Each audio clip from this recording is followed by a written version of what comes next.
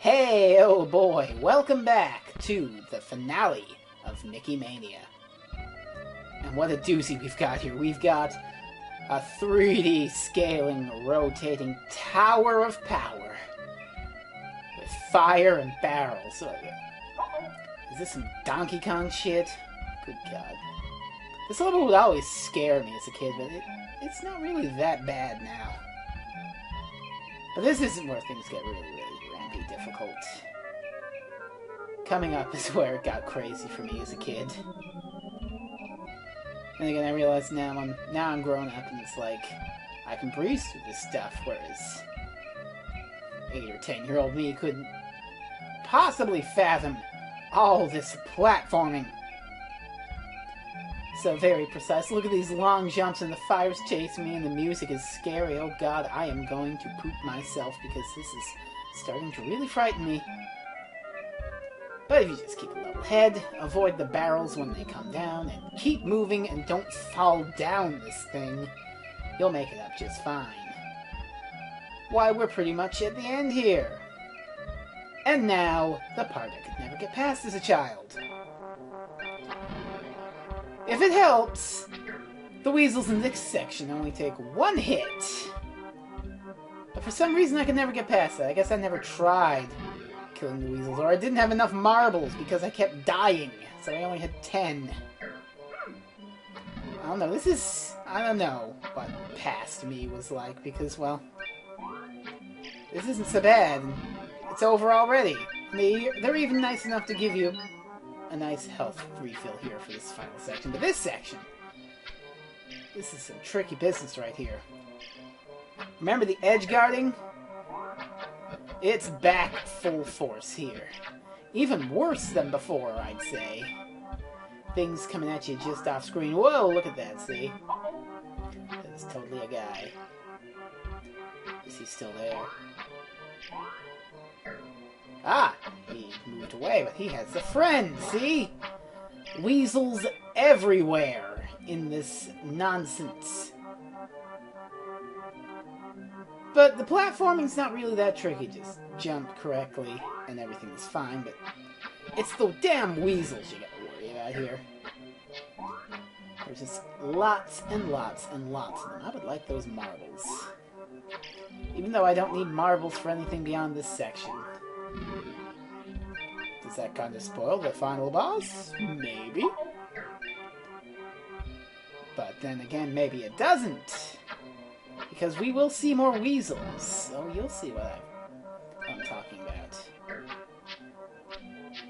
All we gotta do is make it past this gauntlet of weasels. So many weasels. All the weasels. That was some deft dodging. Look at a knife just coming at me. But I got that guy, and there we go. Now in the Super Nintendo version, this is where you fight the final boss, but I've got to go to Sega one last time to show you a little extra thing. Oh, did you think I meant Genesis? Because I didn't mean Genesis, I meant Sega CD! Oh yeah, this game got a CD version, and it is glorious. Listen to that music, it's so nice, and there's all sorts of talking, and it's generally great. But anyway, this is the extra boss fight that's not in the Super Nintendo version, and you basically collect pencils. And what that does is it summons all the past Mickeys you've been meeting throughout the game to help deal with Pete, but Pete summons the stupid weasels. So basically the idea is go back and forth, collect pencils, summon Mickeys, and generally screw up Pete's day. You can throw marbles at Pete, it doesn't do a damn lick of good. The only thing that does anything here is your past selves. There are weasels out there trying to get him. Oh! I got that one, look at that. Ha! But for some reason he doesn't actually die until you actually see him there, but get another pencil, summon another Mickey. That's right, you chopped that box! And every weasel you kill just gets respawned every time you collect a pencil. So basically, once you know how to deal with this, going back and forth, you know how to deal with this boss fight. But I like it. It's really neat, and I'm upset that it's not in any other version of this game. It's not in the Super Nintendo version, nor is it in the Sega version. Well, Genesis version. Oh, Jesus, I should just jump over there. Luckily, this health respawns every time you pick a pencil, too. Still running from them ghosts, are ya? So this is a guaranteed bit of health every time.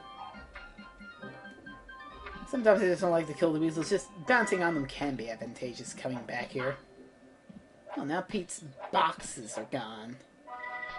Whatever can we do to him now? Of course, the music loops because, well, it's a CD. I kind of like the Sega CD. I gotta say, I dig it. I mean, you're playing 16-bit games, but it's got really, really good soundtracks most of the time. Uh-oh. Well, I think we know what's going to happen. Yeah, you get flattened by that moose. No sense of logic as to how a moose gets into a castle, but who cares? It's Mickey Mania. It's a true Mickey Mania. All the Mickeys are after Pete here. Every last one of them. Even though present Mickey here isn't really doing much beyond summoning his past selves. The pencils in the act breaks were a clue! Any more weasels over there? I'm just wasting marbles at this point. Oh yeah, that one died. Who are we gonna summon now? Oh hey, Prince. What are you guys doing? Are you trying to be Bionic Commando? What? Oh, look who else is a Heart Boxers. Like I said, everybody in Disney has those silly boxers. So this version is pretty good.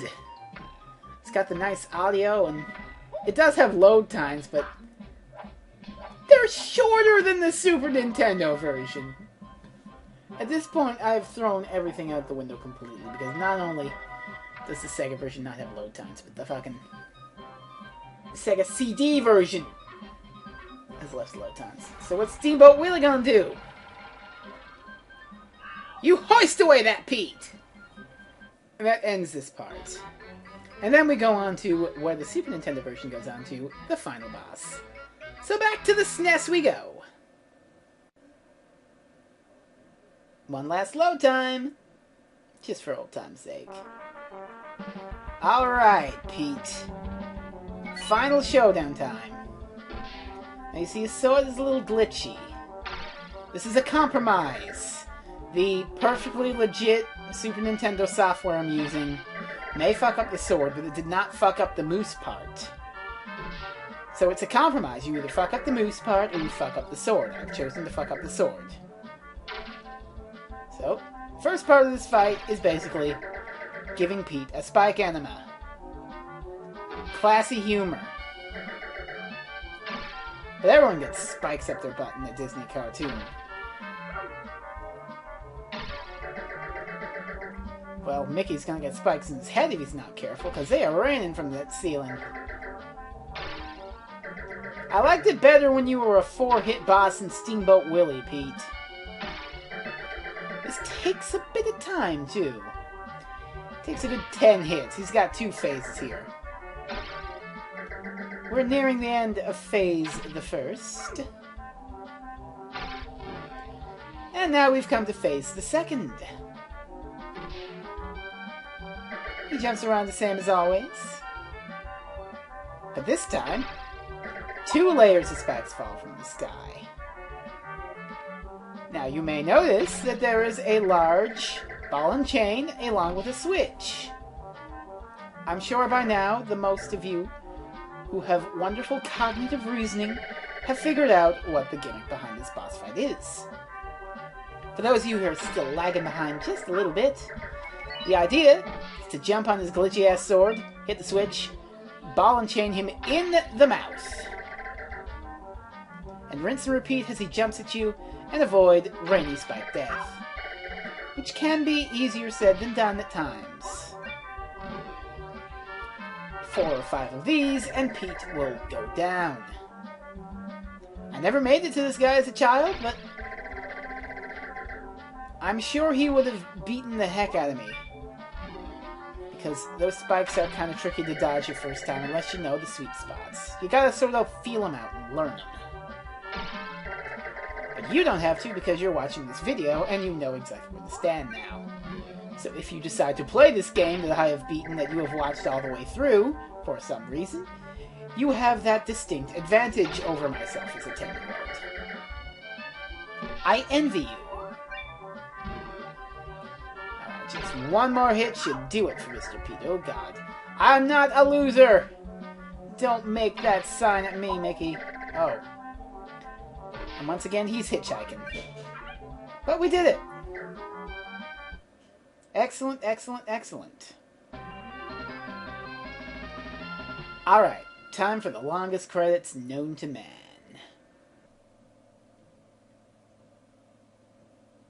So what we start out with here is a Donkey Kong Country-like rundown of everything we've seen through the game so far.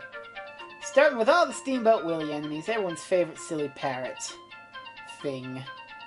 It looks like a parrot. It could be a crow. I don't know, because it's in black and white, so I can't tell what color its feathers are. You're so much less menacing as a steamboat captain, Pete. You goose.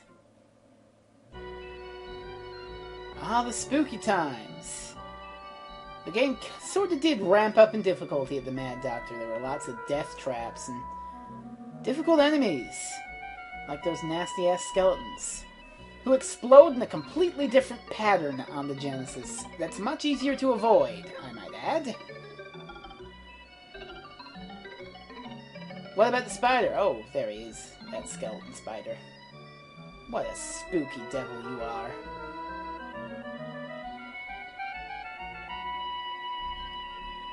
And the Mad Doctor himself, who was the only boss besides Pete in this game.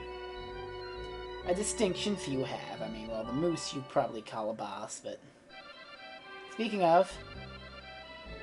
That's all they showcased, because all that was there was a moose and some branches. They didn't even play the music. And since we already showed off bats, well, the only thing to really show off here are the lonesome ghosts themselves. Stupid hat-throwing jerk, I don't like ya! And Paddleboy. And that guy kind of went real weird. Oh boy, the cute little butterflies and beetles. They just look so adorable. Maybe that's why the giant kept them on their table, because they were so cute. Look at them with their big old noses. They don't even care. Except that guy. I don't like him. He looks angry. You are not cute at all, Mr. Mosquito. Go away.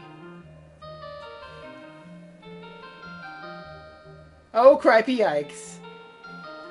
You're moving a lot slower than I remember you moving, Miss Spider.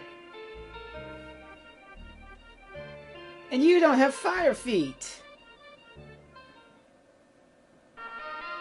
Get used to this music. You're going to be hearing it for the next 3 minutes. I hate those weasels. God, I hate them. What a goof. Too bad Goofy isn't in this game, so you're just a goof. That's the music I decided to use for the credits. So yeah, this game was developed with the help of Traveler's Tales. Interesting little company. But now look at the designer list. You can see a guy named David Jaffe. He also worked on God of War and some other things for Sony. Now Traveler's Tales I know because they did a thing. They did Sonic R, that's what I remember for. You know, can you feel the sunshine? These guys are trying to rival Yoshiro with Big Bang witnessed by Paula. Raoul Bartnet? I guess that Raoul Bartnet, I don't... Apparently Traveler's Tales has a sense of humor with their credits. Wait, Michael Giacchino? Yes, it's that Michael Giacchino, I checked. The guy who did the scores for, like, Lost and Pixar movies. That Michael Giacchino, or Giacchino, however the fuck you pronounce that. That worked on Mickey Mania. Guy did the music for Lost. Worked on Mickey Mania. Let that sink in for a second. Yeah, this background there with Mickey checking the script, that's actually the load symbol for the Sega CD. It doesn't move. It's just Mickey looking at the script, being all, this is a script. Like I said, it does not load nearly as long as the Super Nintendo, which I didn't write about that because, well, I don't understand. I've been playing a lot of the Sega Genesis and the Sega CD version. And though I remember the Super Nintendo version fondly from my youth, if you enjoy this game, buy it twice. Buy it on the Genesis or the CD along with this version, because the Super Nintendo version is really gimped compared to those versions. I gotta say, Genesis did what Nintendo there in that case. Either way, this has been Mickey Mania. I didn't die during it, which is astounding considering I had so much of a hard time with this as a child. Righto. I think it's about time I sailed off here. You looked for something next for me. And by the way, Genesis does what Nintendo don't. That's a hint, but you'll have to figure out what that means next time. Until then, this is in Freezing Inferno, I think. At least that's what the teleprompter tells me. So, bye-bye.